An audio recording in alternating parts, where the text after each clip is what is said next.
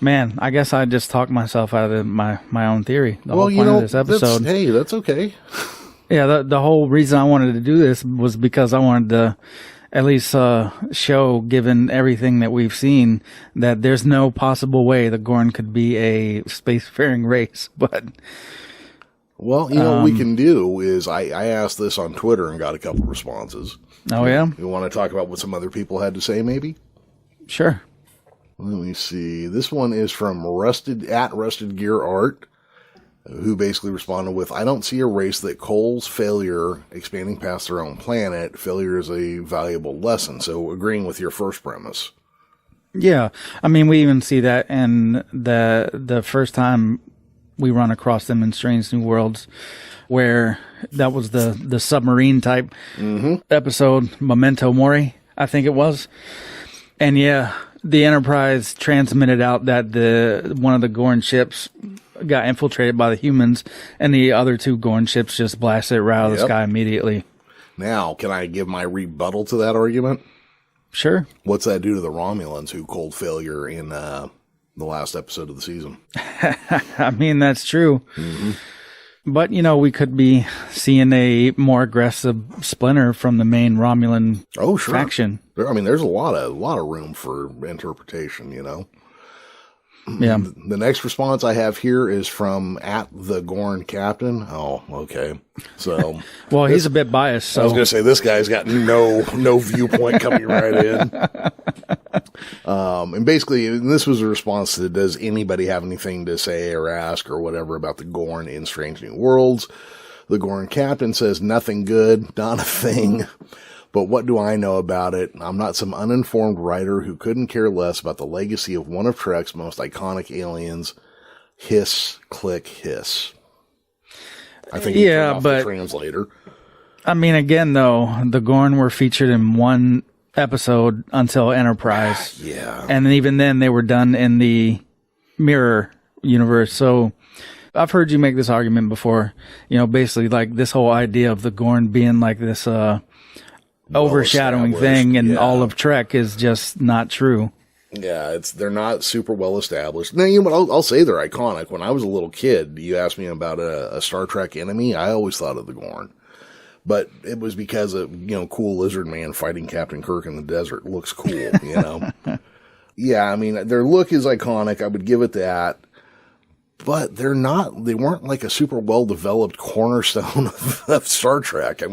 People keep bringing it up like they were, but they just weren't.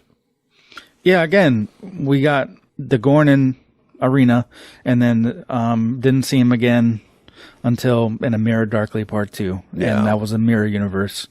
And then the next time we see him, if you want to consider it canon or not, Lower Decks, and then in Strange New Worlds, they did get mentioned in a later season of Discovery as creating some kind of wormhole. But yeah, so you can count on almost one hand how many times they've really come up.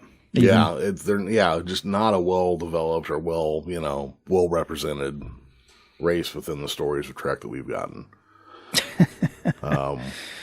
Let's see here. This one is from @Chintzy Beatnik, who says, I doubt we've seen the last of them in S&W, and I can't wait to see what they come up with the next time they appear. Yeah, me either. I'm interested in where this is going, even though I'm kind of trepidatious. Yeah, I would like to see them show the fully mature Gorn, and hopefully it's similar to, obviously I would like to see a guy in a rubber suit, but that's just my own personal preference. But it would be nice to see a fully mature Gorn that we could compare and contrast to what we've seen thus far in Strange New Worlds. Yeah. Because again, if they let their young out on their home planet, I agree with the first response you read. There's no chance they get off the planet acting like that. Yeah, if that's their behavior all the way through, then that's not going to work. Now, the JJ verse, they actually designed for Star Trek 2009 the Gorn and the Telosians because they were going to be in Rura Pente with Nero. And even though they designed them, and I believe they filmed some of them, They did not show it in the movie, so it doesn't count. And then there was a Star Trek video game based in the JJ verse where the Gorn are the primary enemy, and there's like a bunch of different species of Gorn, and they all act like brutal psychopaths. Yeah, like, I just don't see how an entire civilization made up of folks like that could get to space. Yeah. Now, I read some of your responses that you are going to talk about, and there is one that maybe I can give the benefit of the doubt to. Mm-hmm. That was the one where at Vix Winters was saying, well, he says, my theory, and I hope I'm right, is that the spacefaring tech is from an earlier epoch of Gorn civilization. They had their own eugenics wars, making them a foil to La'an, bred for ferocity and individual power, and the modern Gorn are the eugenicist winners. Oh, you know what? I did read that, but I had forgotten about it, and that is an interesting idea if... Yeah. So the earlier version of the Gorn is what set all this into motion, as far as like dropping their young, already embedded hosts off in another planet, bred for ferocity. So that accounts for why, as soon as they pop out, like the weakest ones getting killed immediately, and then they come back by later and pick them up. So, yeah, I mean, I guess I would like to see a fully mature Gorn in Strange New Worlds to see what they do with it. Actually, I just looked at a picture of that JJ verse version. Mm-hmm. That thing looks like an orc.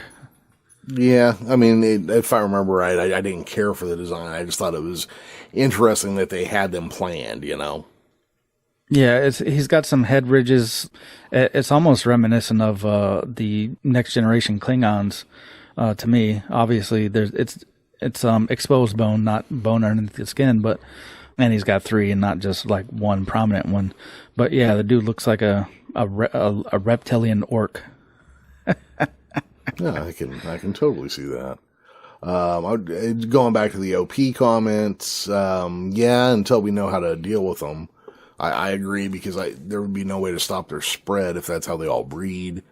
I mean, literally, you just drop a handful of teenagers on a planet and everybody will be hatching Gorn by tomorrow. Oh, yeah, basically. Yeah.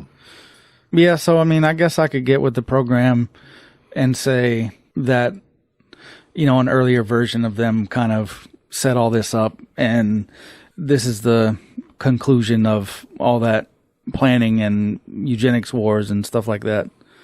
If, in fact, that happened.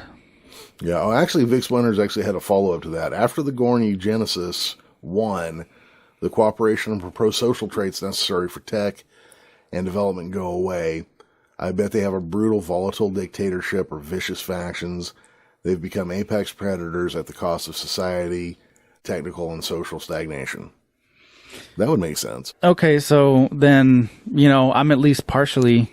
I feel like I'm at least partially vindicated that this current iteration, it would be a problem for them to advance technology and stuff like that.